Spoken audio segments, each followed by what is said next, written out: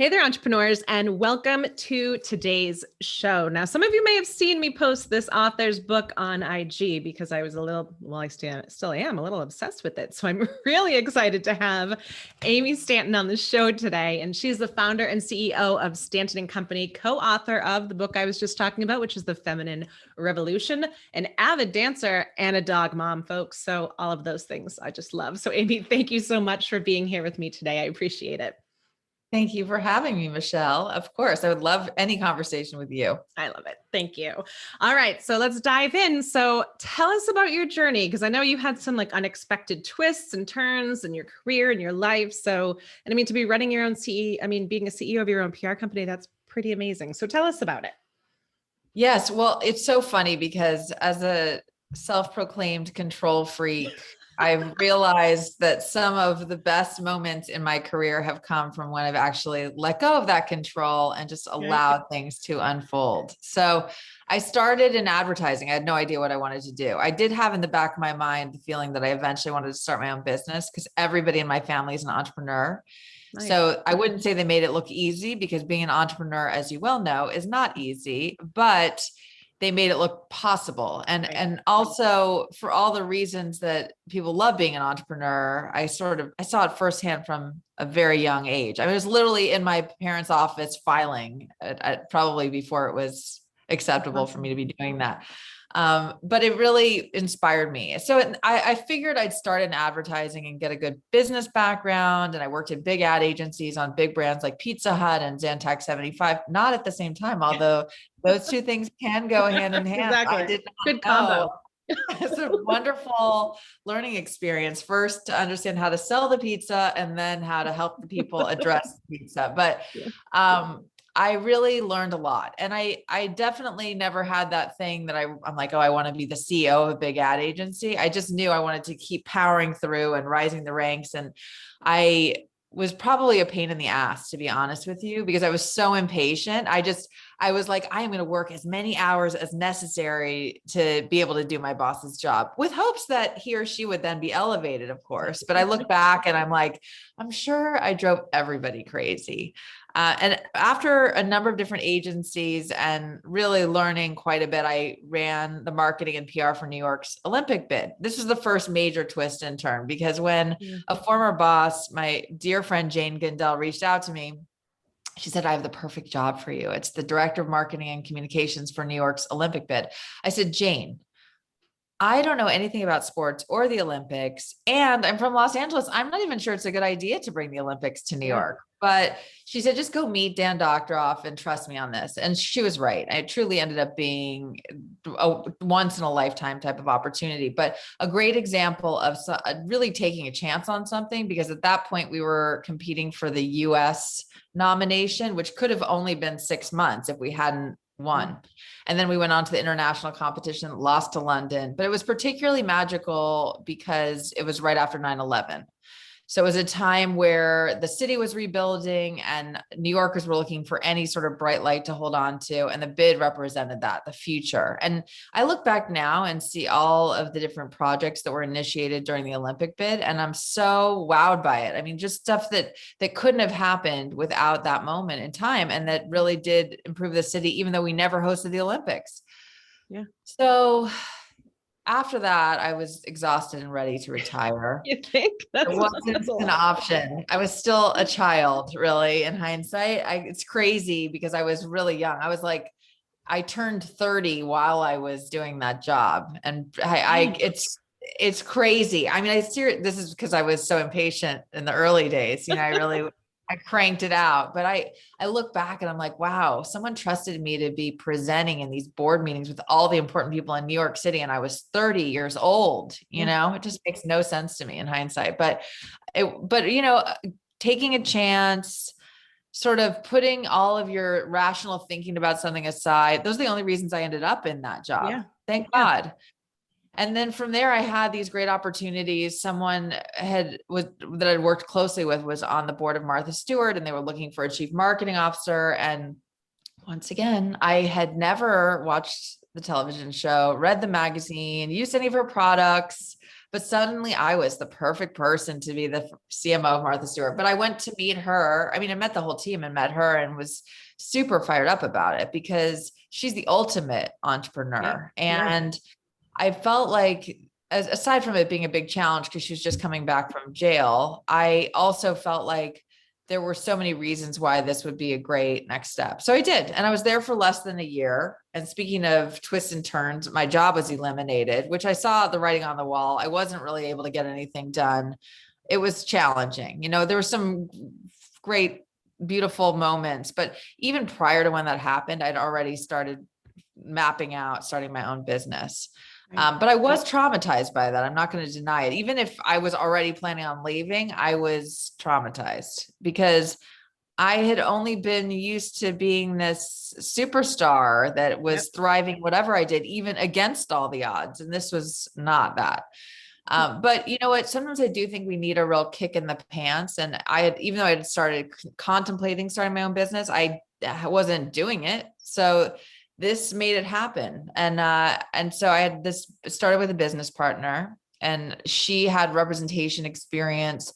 I had this vision of building this mini IMG focused on the women's space, on women's sports specifically, because I looked at the role models we had at that time and felt like we needed some help. There weren't any. And, I still think about it because this was 15 years ago. We still have room to grow, of course, but you look at all the incredible women we can look at across areas now. There's definitely are powerful women in the limelight, and we get to actually learn from them, be inspired by them. At the time, this was less the case. And women's sports was so underrepresented. So I started this company thinking we'd have representation and consulting and events and content and all these things, PR. And suddenly I was a sports agent. Again, last thing on earth I ever expected. I grew up in LA thinking. But that is a lot of PR though, agents. Like that is, you have to be good at it, right? Yeah, it's true. You can't just be like, I'm really good at business, but suck at the PR if you're going to be an agent. No, you're right. Maybe it is a thing and I haven't come across it yet, but I haven't seen it before. No, you're right. I mean, it's so much of it is about sort of the same sort of hunger and perseverance and like fearlessness about asking for things. Yeah. And that's it right there, folks. We're not teaching you anything else in this. It's just that. Because if you look at it, that's like your track record. Everything you've said you've done, it's like, either it's kind of naivety where it's like, I didn't know I couldn't, so what the hell, right? or that fearlessness in just jumping and knowing that you'll learn something for good, bad, or ugly, or worse, or whatever the saying is, right? Yeah, it's so true. It's so true. And I think, I'm a perfectionist. So for someone like me, taking chances like that or doing things that might not work out, it just was something that even came as a surprise to me that I was capable of that. I definitely could have seen myself in an alternate universe taking a much safer path. But you think your drive kind of counteracted your perfectionism? Maybe. I mean, I definitely had a feeling that, I was always hunting for something. I don't know I still don't know. I mean, I feel like I have, a lot of ambition, and I feel there's so much potential, and I get really fueled. I'm fueled by that kind of progress. And so, right, I guess that's it. But so here we are. I mean, basically 100 years later, after the first couple of years as a sports agent, my business evolved so that now we're really focused on healthy, active living, and representing athletes as a sports agent is still part of what we do. But the bulk of the business is actually representing brands and individuals on the PR side. And PR is now essentially a rebrand of what used to be considered marketing, because now it includes influencer engagement and partnerships and all kinds of things, anything and everything that's going to help us generate media results. Yeah. I mean, and that's interesting because a lot of people don't understand that number one, marketing and PR are two different things. That I think, like you said, the overlap between them is becoming a lot more blurry than it used to be, right? So true.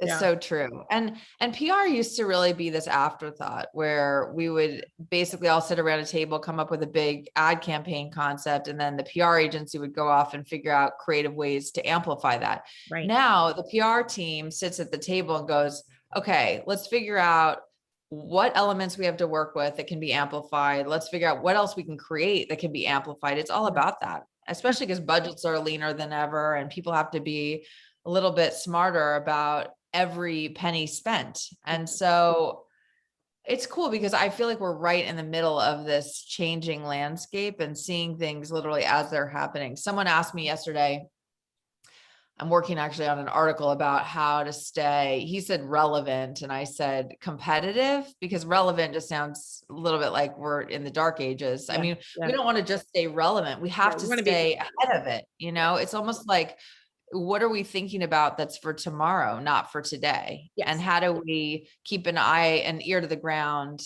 to ensure that that's the case? So that's where I'm at now. I mean, that's what I feel like our industry is that. And essentially, I mean, it's very much an overlap with what I do too, which is strategic planning, right? Like you can't, I don't understand people who are like, let's just look at this right now. If you're triaging a problem, yeah, fine. Or if it's crisis control, or if it's any of that stuff, okay, fine. But if you are not constantly thinking, I mean, long-term marathon, not a sprint, then I have a really hard problem thinking that you're going to be in business very long, because like that, or to your point, you're just not going to be competitive in that market. And there has to be a different word too, because competitive is yes, but there's got to be a different kind of word too, because you know, to have that like one step ahead every single time, I feel like there needs to be something stronger than just competitive. I agree. I mean, it's not even enough. I mean, it really is, how do you stay ahead of it? You know, and I do think it's hard for all of us, just to state the obvious, as we're crazed and we're barely surviving in the moment to moment. And that feels more the case now than ever. But it's almost about carving out some time or space, or even extracurricular activities that allow us to have some brain space. You know, I mean, we talked about dance, but for me, that's unquestionably part of why that's so important in my life, because it forces me to shut my brain off for work related stuff, because I have to be focused on choreography. And if you don't shut that stuff off, you never have a chance for these sort of gems to come in. You know, it's almost like it's the shower. Everyone always talks about having good ideas on the shower, but, you know, or on a run or at a walk on the beach, you know, like those are the moments where all of a sudden, and I really believe like we are just channels for things. So how do you create space for those things to come in? Yeah. And I mean, neurologically speaking, or science speaking, or however you want to say it, like that part of your brain cannot function if you are stressed out, because then it just kicks you right back to, you know, fight or flight, or, you know, whatever term you want to use on that. So again, I mean, yes, the shower example, I feel like everybody uses it. I've used it like 15,000 times because it's what people can relate to. I have a notepad in my shower that hangs, it's waterproof for exactly that reason. Yeah. Or driving, voice memos, you know, all of that stuff. But just know, guys, we're not just talking kind of woo woo. There's science behind that as well. So leaving the white space, you know, allows you to breathe, which allows you to stay one step ahead, which people think, I think it's contradictory to what they're thinking, but it does work. All right. So can we switch gears to the book?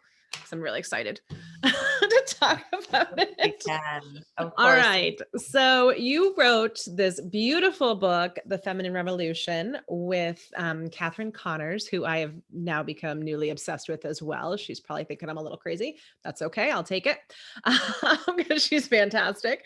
You know, and I liked the fact that you went about redefining feminine qualities as kind of these sources of power, because people tend to put them in buckets, right?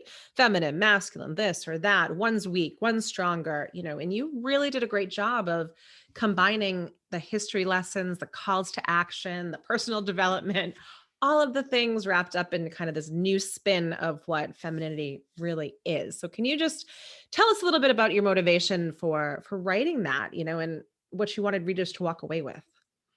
Thank you. Well, I love your summary of the book, because you're hired. You're hired. You're going to be my publicist. So everything I think stems from a personal experience, and I felt like I talked about those big ad agencies in New York. That's really where it all started for me, where I felt like I had to show up as this certain version of Amy in order to thrive. And whether it was the performance reviews that said, oh, you shouldn't take things personally, you shouldn't be so sensitive, or whether it was my inevitable moments of crying and feeling like that was literally the worst thing on earth and I was never going to be taken seriously again. The fact is I built up this armor and I felt like I had to essentially create a new version of myself that was going to thrive in a quote unquote man's world. Yeah. While the real me is mush. I am super sensitive. I am a crier. I am very emotional. These are things that I feel are a part of me. I've been told I was sensitive from a young age by my mom, but and I certainly don't think it was in a complimentary way, but I do feel looking back, like there were all these messages I was getting about the way I was that made me feel like the me isn't really okay. And then I had this moment about 6 years ago, I guess, at this point, where I was like, maybe the issue is that I'm bringing this tougher, armored, bossy Amy into my dating relationships. And that's why I've not met Prince Charming. Which, of course, that's what it took for me to begin this real exploration. But the fact is that, I started talking to tons of women and men for that matter about how we show up in the world and the word feminine. And it was astounding to me. Everybody had their own versions of it. Of course, we all would define femininity in our own ways, and that's a good thing. And we're all a balance of masculinity and femininity, and that's a good thing. Yes. But the truth is everybody was struggling in their own individualized ways with showing up fully and showing up authentically, because there are parts of us that we consciously or unconsciously are holding back because we feel they're not welcome. Right. And so that was really the impetus for writing the book, because knowing that everybody was struggling with the same thing and realizing that, of course, we're all going to be our best if we show up in an authentic way, it felt like a real opportunity. It was also at a time when there were all these other conversations around feminism and female empowerment and equal rights and women's rights, all of which are super important, but nobody was talking about this other F word of femininity. Yeah. And it felt like a big gap and in fact, even as we were selling the book and in subsequent conversations, there are so many women in particular that resist the word feminine. It almost feels for some like a step back. And to me, that's exactly the reason that this book needed to exist. It's because until we can acknowledge that these words, whether we want to live in a world where these things don't exist or not, we don't. Exactly. The fact is, society has for many, many years rewarded and celebrated masculine qualities and has denigrated feminine qualities. And so we basically took 21 of these qualities and showed why they had been historically considered feminine, why they had been considered weak, and then turned that on its head to show that they are in fact our superpowers. And that by leaning into our sensitivity or emotionality or being a dreamer or being mothering or being controlling, all these different ways that we're labeled, we actually can be our best. And power is a really interesting concept, because it's always been assigned to more masculine men and masculine qualities. And my bigger wish and desire and mission is that someday we can see a more balanced version of power at the top, whether that's at the top of politics or business world, et cetera. And the only way that can happen is if it starts with each of us. Yeah. Finding the power within. In regards to power, would you agree? Because I think it's such a dirty word, right? Like it's got such a connotation behind it because it's something to acquire instead of something that you just innately have within. But if you can't admit, to your point, if you can't admit to, I don't know, 3/4 of the qualities that you embody, then it automatically gets pushed to this attainable thing when it's completely unattainable to begin with, because you're denying yourself, and around we go. Right. So it's this dirty word. And even I hear myself when I give it in talks or I say it to clients or whatever, I cringe on the inside because I know I've been kind of formulated over years to not want it because it's bad or it's corrupt or it's so many limiting beliefs. But, to your point, would you agree that it's more of an internal out instead of an external in thing, right? 100%. That's truly the key. And it's funny because as you were talking, I was thinking about something that I feel strongly about, which is, and it doesn't mean I don't ever use the word, but the word empowered implies that someone else is giving you the power, but powerful, we have the power within, as you said. So it really is about unlocking and unleashing that power and understanding it and using it to our advantage, and really not feeling fearful of showing ourselves because we think that won't be accepted. And the fact is, we can't do this on an island. No. It requires all of us creating this dialogue and a conversation and a space and operating principles. I mean, even in the workplace. So I work with mostly women. Most of my team is women, and really they know that crying is completely acceptable, and that certainly feminine qualities, but any qualities are welcome. And it's important, we really, I as a boss, I have to create space for that for my team, and I have to actually cultivate it. So one of the chapters is about intuition, which often is not taken seriously in the workplace. And by the way, why would it be? I mean, there hasn't been a culture that has celebrated our intuitive powers. You can't measure it. You can't put a SMART goal against it. So therefore, even though you probably could if you really tried, and you found the patterns of it and you took the time, but it's not as measurable as, a guaranteed ROI or something you can show with numbers, right? So and it's in the same bucket to me as soft skills. Why we always cultivate the tactical stuff. We always cultivate all that other stuff. And we forget that there's a fucking, pardon my French, but a fucking person behind it, which always blows my mind. So kudos to you as a leader, just period, for doing that. Cause it's something that boggles my mind when we try to take the people out of the business that is run by people. Yeah, I'm so with you on that. Thank you. But it really is probably from personal experiences, not feeling like the person was fully embraced. That caused me to go there, but so just following this intuition thread through, it's incredible how, I mean, first of all, I'm sure like me, you live with your intuition, and you have learned to trust it. And that isn't something necessarily that happened overnight. I mean, as kids we do, but then it's kind of squeezed out of us. And then here we are again as adults, now relearning how to trust our intuition. And so one of my team members does a lot of the negotiations for us, and she comes into my office, and often she will say, I'm working on this contract. What's the right number to start with in the negotiation, or what should we be working towards? And I say, what does your gut tell you?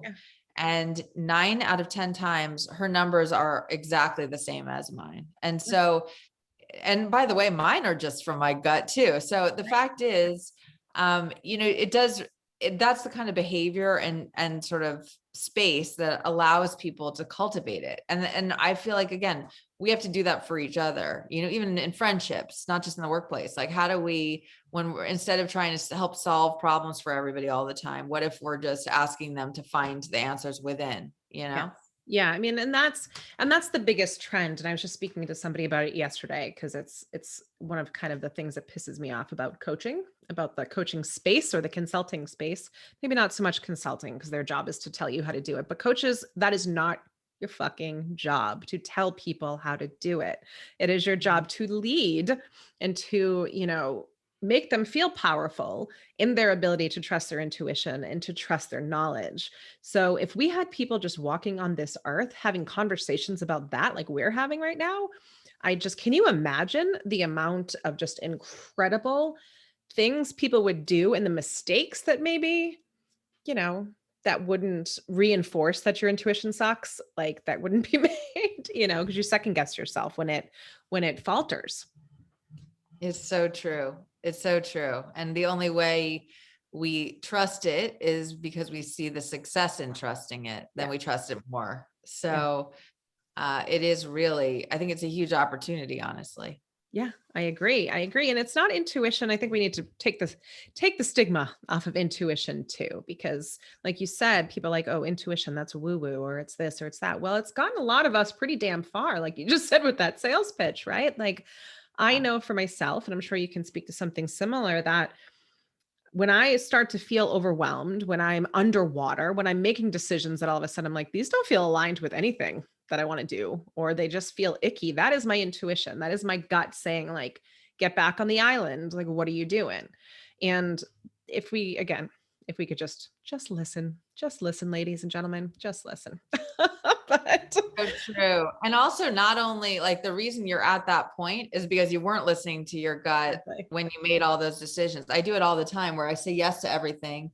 Yeah. And then sometimes moments after I say yes, I'm like, why on earth did I say yes to that? In Yeah. fact, and I don't like going back on my word. It's one of my big things. So whenever I'm stuck living with it, dreading it, whatever it Right. is, probably dreading it more than is even necessary because I'm actually just aggravated for myself for having not listened. And so Yeah. yesterday this woman said, your problem is that you're not breathing. And I'm like, oh, Yeah. it's that simple, really? It is. But yes, exactly. Yeah. Sorry. Yes. But yeah, okay. I think Simple I can and solve that one. complicated because you're dealing with humans and behavior and stuff like that. So, yes, it's simple and the task itself is simple, but remodeling or reconfiguring your entire being to interject that is not simple. That's hard as hell. Yeah, it's so true, especially when you're just a go, go, go type of person where Yeah. so often I think the only way I can get it all done is if I just put my head down and get it all done, you Yeah. know? Yeah. But even to just interject some breaths, I can see why that would make a big difference. So, and Yeah. not just breathing as in obviously I'm breathing, but like conscious, take a step back, take a breath, like all the time, you Yeah. know? I'm going to work Yeah. on it. I mean, there's a reason meditation is so valuable for people, and and again, we don't have to overcomplicate it either. It's exactly what you just said. It's taking, if you don't like the word breath, take beat, put the word beat in there, whatever you need to do, pause, whatever it is. But there is something very grounding about the physical act of taking the breath in, and it grounds you right to, I guess, source. You could say that from a spiritual perspective, or just back to yourself, if that's more your cup of tea. But yeah, if you can't slow down long enough to actually assess the situation, then chances are you're probably going too fast, which is a shitty thing to tell you and me, because I'm similar to you where I hate slowing down Yeah. sometimes. Well, you realize though, sometimes if you slow down, you get more done. You know, I know this rationally, you Yeah. know, and it's just, I think it's a great reminder. Like honestly, the physical act of breathing is really, it's energizing, it's physically important, you know, like we're not often breathing all the way down, you Exactly. know, like taking these short breaths. And it's amazing how great you feel if you take like a full all the way down to the Yeah, bottom of your stomach, you know, you really feel like a different person. you So do. You do. let's all breathe together. Right? It's funny. I always use this play on, what is it, FDR, whoever said, like, the country song, when you're going through hell, keep on going. And I'm always telling clients, I'm like, no, no, no, stop. It's like, if you're going through hell, stop and take a fucking beat and then continue on. Like, you sometimes there's a time to push through, but not all the time. Can we shift slightly? Because there's something that I want to discuss out of here. Whereas, just because I have two boys at home, and I love the fact that you guys, you kind of captured both sides, and you took the male female out of this, right? And you said, like, the new feminine understands that you can be for women without being against men, which I Mm. get. I've gotten myself a lot of the time. How can you be so pro women when you have two boys at home? I'm not. I'm pro everyone, like embodying all of the things that you guys said in this book. So can you speak a little bit more to kind of that sense that you interjected in here? Yeah, I'm really happy you brought it up because the book was targeted to women for sure. I mean, Yeah. the irony is there were all these conversations going on about the importance of men being able to show their vulnerability and sensitivity, but there were no conversations going on for women about that because there was a presumption that we were already doing it. Exactly. Yeah. That said, the win is for all of us to be able to find this more balanced, authentic state. And Catherine has a son, so that was very front and center for her. But really, as I mentioned before, we're all this balance, this unique concoction of masculine and feminine. And it's what makes it interesting. It's what makes it an interesting conversation. It's like, it's so much of this is about cultivating awareness and creating space for us to actually like take a look at ourselves and go, how do we show up in the world? And are we showing up fully? And that is just as important for men. In some cases, maybe more important for men who may not be wired to do as much overthinking as we are as women, where we've probably done the analysis a million times. Maybe we haven't looked at it through this lens, but yeah, and it's cool because I have a number of men who read it and were like, we need the exact same book for men, which I think could make sense. I do feel like the win is for men and women to be growing together, Yes. and not to be like, there has to be, to some degree, this is just something I personally think about. We didn't write about it in the book, but the separation and the journeys are separate. That's important. That, like, it's a good thing actually, for men to have space and groups and the rest of it so they can do their work, and women have our space and our group so we can do our work. But the only way we're ever going to make maximum progress is when we're doing that together, because that's the real world. Yeah. Yeah. And it's again, it's because I feel like people like things in little neat boxes, right? They like this over here and this over here, which, to your point, there's a point for that, because we have all different kinds of traits. We're wired differently, things like that. Fine. But, I just really feel like a lot of our society has missed the point that it's human beings, period, first and foremost. And then, the subcategories are however you want to divide it. But it's like we go right to the subcategories and we forget that some of the overlap that's between everything, which is a shame, because again, imagine the amazing things that could be happening if you could allow a man to bring his feminine qualities or, stuff to the table, and a woman to be masculine without trying to be a man, or, whatever that could be. It gives permission to just, leverage so much more. Yeah, 100%. And see this much broader spectrum of humanity. Yeah. Yeah. And that's a beautiful, beautiful thing. I think to some people, it's just scary, right? It's a scary thing because folks fear change a lot of the times, and it's a disruptive concept. I have to say, I loved when you guys called Eve a disruptor in the beginning of the book, out of Adam and Eve. I'm sure people are potentially cringing at what I just said. I know my parents were when I told them.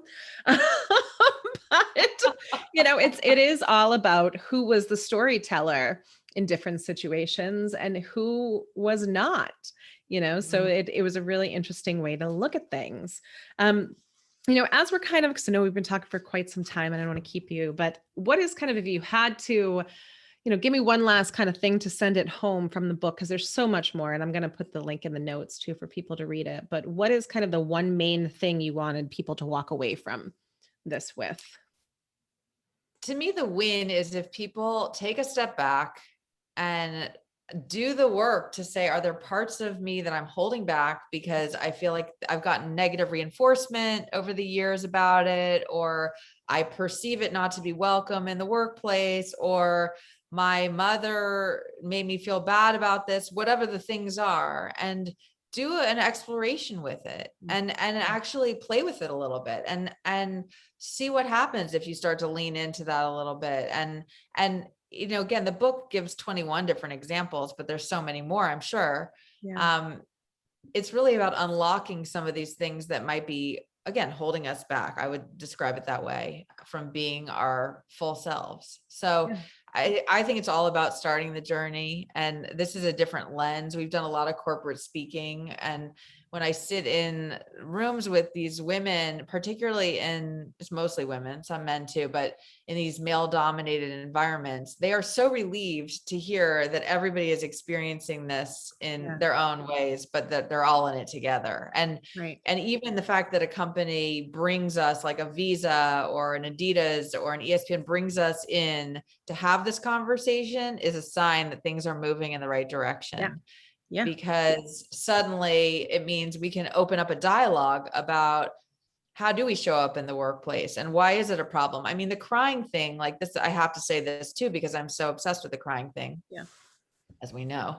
Yeah. Me too. Me too. Oh, good. Okay. Yeah. So, crying is kind of the ultimate, because everybody would think that crying in the workplace is literally the worst thing you could ever do. But let's start at the beginning. Has there ever been a moment ever in the history of time where someone woke up one morning and said, I hope I burst into tears in my boss's office today? The answer is no. No, it's usually like a watershed moment, literally and figuratively. Like it's literally like you have been filled up to the point where that is your last like dam breaking.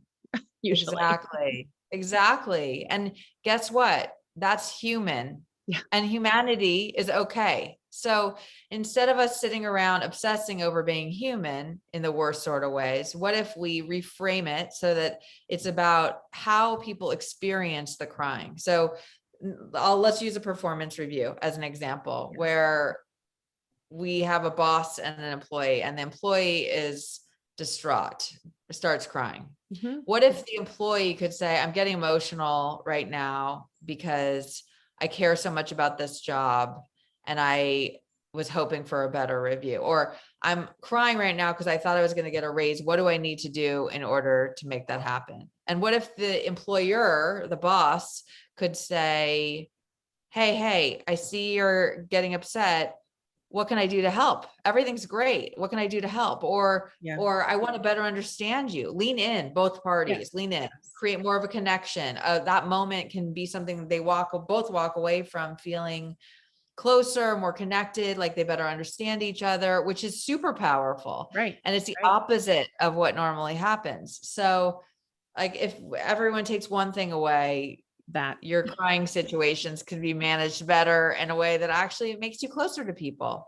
Yeah. I mean, and it's uncomfortable. We're not saying it's not uncomfortable, folks, because it can be, because when somebody cries in front of you, just know it's triggering all your crap.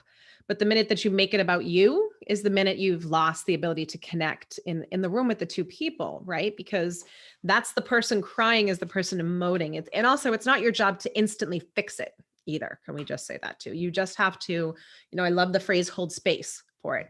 That's it. And I understand that is a hard thing to do, especially for anybody in the corporate world who's listening, or across the board, because it's vulnerable. It feels weird, but the more you do it, the more you can do it. Yeah. Well, thank you so much for I love the crying example.